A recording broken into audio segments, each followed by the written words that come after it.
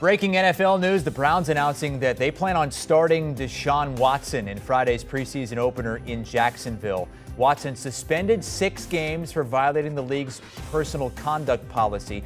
That suspension currently being appealed by the NFL. Commissioner Roger Goodell seeking a suspension of at least a year for the Browns quarterback.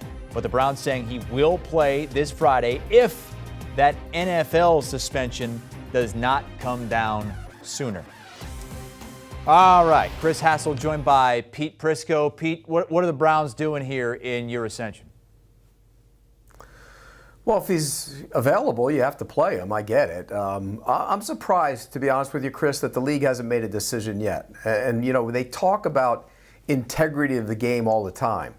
Well, if you're going to suspend them for a year or however long you're going to suspend them, I think it's only right that you make that decision before you put him out there in a preseason game to start the season. Now, it's a preseason game, I get it. But if he's not there, then you're not going to give him the work. If you know he's not going to be there for a while, you're not going to give him the work. So I think the NFL should make a decision in the next day or two. I don't know if they will, but they should. If he's available, why not play him? Find out what you got in him, even if it means he's going to be suspended for a year. And again, that game is Friday in Jacksonville. The Browns announcing that they plan on starting Deshaun Watson if that suspension by the NFL does not come down sooner. Pete, it seems like right now the thought is Watson's going to miss most, if not all, of the season. So why would the Browns put him out there in the first preseason game? Well, again, we don't know. I mean, that's the speculation. It looks like that. There's a chance it could only, be half the season. We don't know what the length of the suspension will be. Roger Goodell indicated that he would like to see it be a year, but I think, it'll be more toward that. But again, we don't know. So you have to move on as if he's going to be available at some point this season until you hear further notice. And that's why I think they're going to play him. He is available.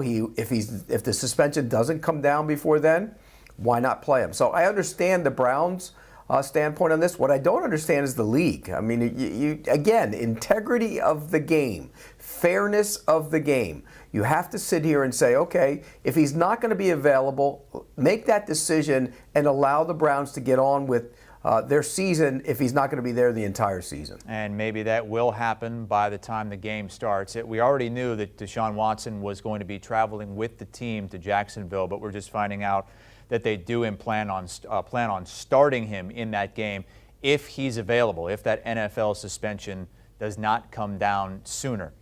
How is this going to affect the Browns moving forward if and when this long suspension comes down? Well, it's a damning blow to them. They paid a lot of money, guaranteed money, which a lot of people around the league, as I go out throughout training camps, they're not real happy about this contract. Obviously he's the guy they want to build their team around in terms of the quarterback position. You hear rumblings that this was a mandate from high above, meaning owner Jimmy Haslam and not necessarily the front office and the coaching staff. And if that's the case, it's one of those splash moments. Jimmy Haslam likes the splash moments. Remember, he drafted Johnny Manziel. So I think that has something to do with it. Here's the other thing. Look, Deshaun Watson's a good player. They're paying him like he's a great player. And I'm going to sit here right now and say he's not a great player. He's a good player. And I think, look, there's a chance that he's going to be a 30-touchdown guy if he played the entire season. But he's never thrown more than 26 in a season. And I think that's concerning when you look at the body of work. And people will say, well, he played with the Texans. Well, he had Hopkins there for a while as well. And the Texans had some issues. But I think there's a chance that, he's not going to be close to living up to that contract in my mind. That being said, he's probably better than what the Browns have behind him. Who are the Cleveland Browns? What are they this season if they don't have Watson at all? Well, I think when you look at that division, I think the Bengals, who I saw last week, are clearly the best team in the division. I think the Ravens are better, and then the Browns will probably slot in there at number 3.